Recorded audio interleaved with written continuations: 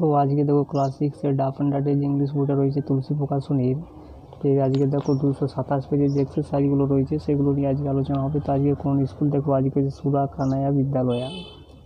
তো এর এক্সারসাইজগুলো আজকে করানো হবে। তো এ থেকে দেখো, অ্যান্সার দ্য ফলোয়িং কোয়েশ্চেন, নিজের প্রশ্নগুলির উত্তর এখানে লিখতে বলা আছে। 1 নম্বরে দেখো, what did Toffee promise not to do again, অর্থাৎ টাফি কি প্রমিস করেছিল সে আবার করবে না। দেখো, Toffee promise not to do again until he was sold, এই যে লাইনটা এখানে দেওয়া রয়েছে দেখো, until he was sold he never did. তো উত্তরটা কিন্তু এইভাবে লিখবো। এরপরে বিয়েরগুলো দেখো, write T for true and F for false statement in the given boxes. তো 1 নম্বরে দেখো, the case silently fail on the floor of the police station.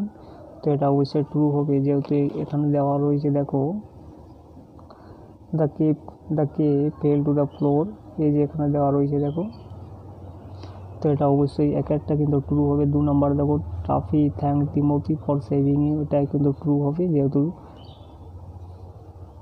Timothy টাফিকে কিন্তু বাঁচিয়েছিল। 3 নম্বরে দেখো, Timothy did not show any reaction when Toffee said you are the here,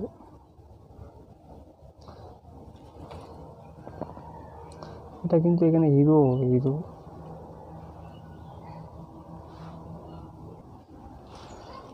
তো এটা অবশ্যই কিন্তু ফলস হবে। এরপর দুইয়ের দাগেরগুলো দেখো, এ থেকে দেখো, অ্যান্সার দ্য ফলোয়িং কোয়েশ্চেন, নিজের প্রশ্নগুলির উত্তর এখানে লিখতে বলা আছে। 1 নম্বরে দেখো, what are prettier than boats and ships, অর্থাৎ নৌকোগুলো এবং জাহাজগুলো থেকে কোনগুলো বেশি সুন্দর।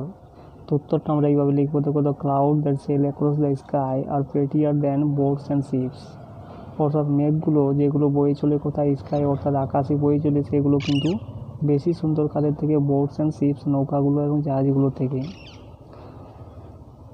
এরপরে বিয়েরগুলো দেখো, complete the following sentences with information from the text, অর্থাৎ টেক্সট থেকে তথ্য তুলে এনে সেন্টেন্সগুলোকে কমপ্লিট করতে বলা হচ্ছে। 1 নাম্বার দেখো, clouds are seen in the, অর্থাৎ মেঘগুলোকে কোথায় দেখতে পাওয়া যায়, স্কাই দেখতে পাওয়া যায়, আকাশে।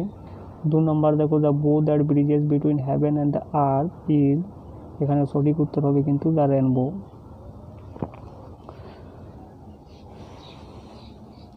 এরপরে গ্রামার অ্যান্ড ভোকাবুলারিগুলো দেখো, 3 দেখে, choose the correct collective noun to complete the following sentence. তো এখানে দেখো উলফস দেওয়া রয়েছে, তাহলে কী হবে, এ পেক অফ উলফস। 4 নাম্বার দেখো, write the abstract form of brave, অর্থাৎ ব্রেভের অ্যাবস্ট্রাক্ট নাউন লিখতে বলা হচ্ছে, তাহলে কী হবে, ব্রেভারি।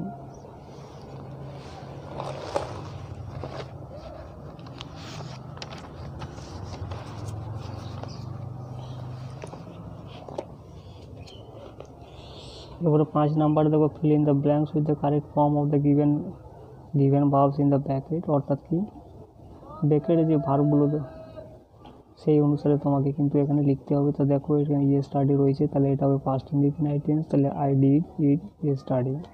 এবারে 2য় নাম্বার দেখো, অনির্বাণ। তো অনির্বাণ এখানে বি ভার্বের সাথে বলা রয়েছে, তাহলে অনির্বাণ ইজ এ ডক্টর, তাহলে অনির্বাণ একজন ডাক্তার। এরপরে দেখো, write down the answers in the space given. দেখো, হাউ ওল্ড ইউ আর, তো I am 11 years old। Do you like stories, yes I like stories. এরপরে দেখো, what games do you play, I play cricket games.